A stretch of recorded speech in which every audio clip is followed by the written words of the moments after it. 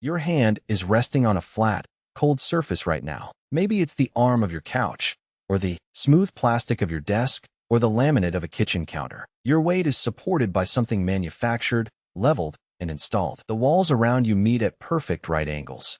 The air is still, separated from the wind outside by layers of glass, wood, and insulation. You are, in this moment, experiencing one of the most profound and recent miracles in the story of our species. You are inside, but this miracle came with a hidden clause, a trade we never consciously agreed to. For 99.9% of human history, the concept of inside did not exist. There was no home to leave or to return to. Your ancestors did not wake up within walls, walk through a doorway, and go about their day. Their world had no doorways.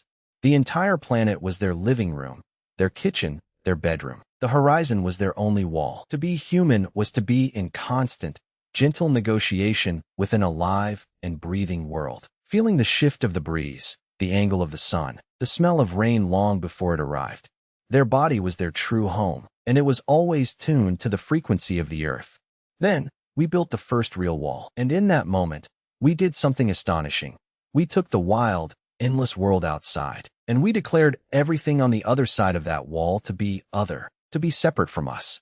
We created a binary that never existed before, in here and out there, safe and unsafe, mine and not mine.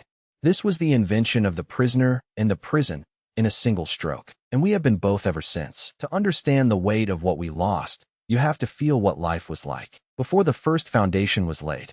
Picture this not as a scene from a documentary, but as a sensation in your own body. You are not sitting, you are squatting or kneeling, your heels in the dirt. The ground beneath you is not flat, but alive, a mosaic of roots, pebbles, cool soil, and dry leaves. You feel its texture, its temperature, its subtle gift. There is no roof. Above you is a cathedral of endless, moving air. You are not looking at a screen or a wall, but at a depth of field that stretches for miles. Your eyes aren't focused on a single point 6 feet away. They are softly scanning, taking in the flutter of a leaf 50 yards away, the shift of a cloud shadow across a distant hill.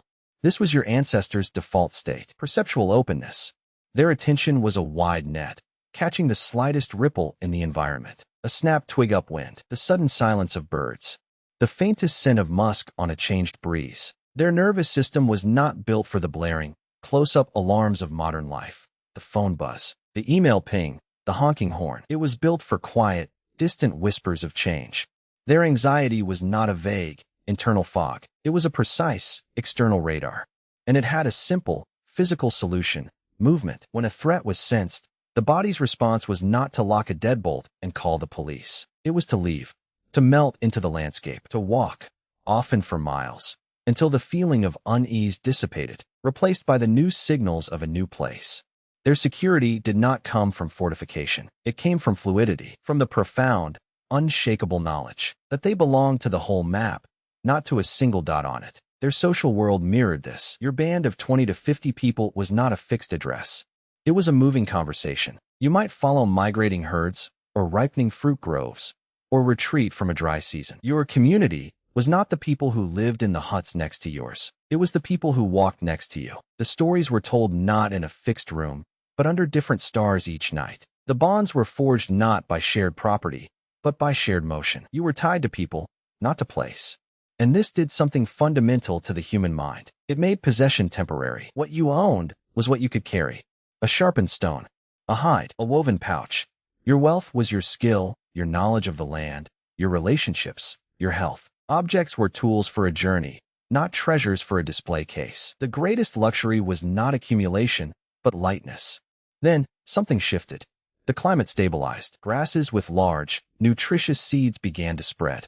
And somewhere, in the fertile crescent of the Middle East, a group of humans did the unthinkable. They stopped walking. They began to tend those grasses, to protect them, to select the best seeds. This required them to stay, to be there for the planting, the tending, the harvesting. And so, they began to build not temporary shelters, but permanent stores, granaries to hold the harvest. And to protect the granaries, they built walls. And to sleep near the granaries, they built houses inside the walls. The first home was not a shelter for people. It was a locker for grain. This was the original sin of domesticity. We traded the entire, thrilling, dangerous freedom of the map for the security of a single, stocked pantry. We chained our fate to a plot of dirt. And in that moment, a new kind of fear was born, the fear of loss. Not loss of life to a predator, but loss of stuff. Because for the first time, we had something stationary that could be taken. Our wealth was no longer on our backs. It was in a box, on the ground, and someone else could walk off with it. So we built stronger walls. We made sharper weapons.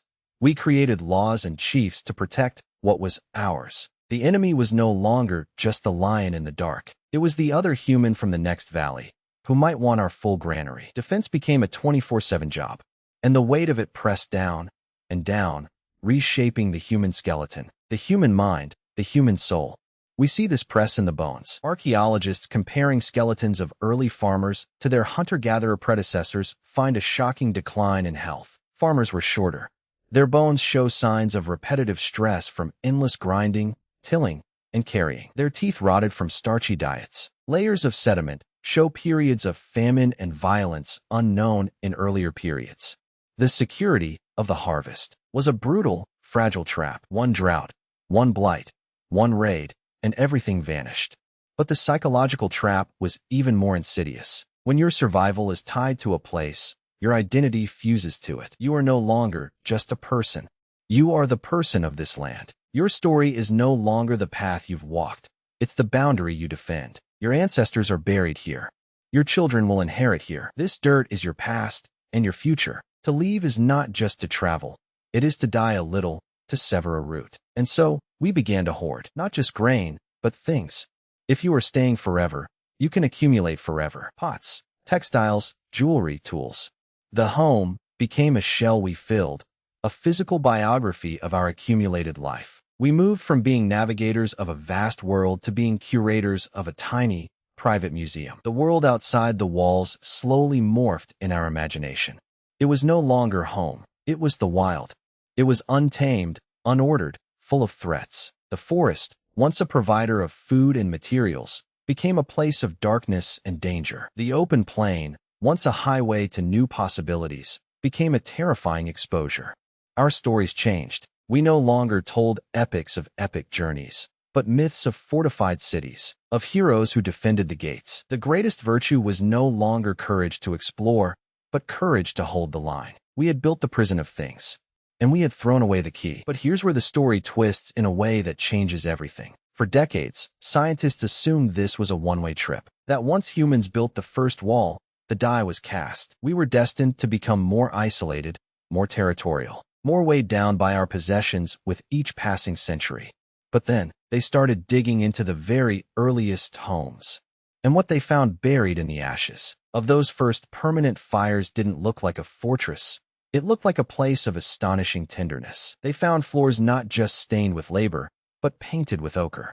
They found beads, polished and pierced, far too delicate for any practical use. And most telling of all, they found tiny, soft handprints pressed into the dried clay near the hearth. Not the prints of adults building a defense, but of children, pressing their palms into the soft wall, as if to say, I am here. This was the first stunning clue that we had misunderstood the home from the very beginning.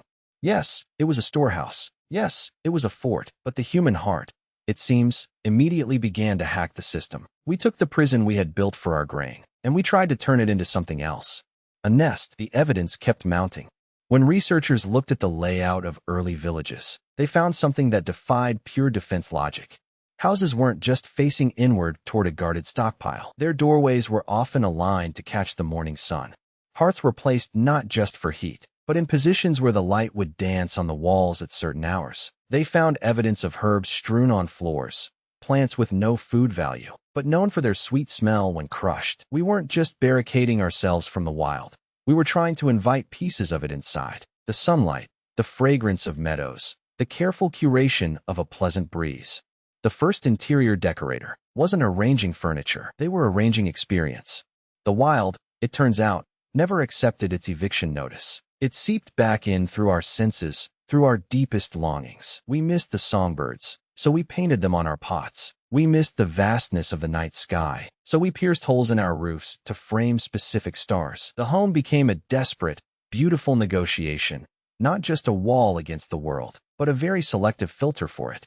We were trying to have it both ways. The safety of the granary and the soul of the open plain. And this is where your own body, right now, in your manufactured room, enters the story as living proof. Think about the choices you make unconsciously, the ones that have no practical purpose. You position your chair by a window. You buy a plant and put it on your desk. You play a recording of rainfall or forest sounds while you work. When you feel overwhelmed, you don't just lock the door. You go for a walk. You feel a deep, almost physical relief when you crest a hill and see a vast view. When you're stressed, your eyes crave distance.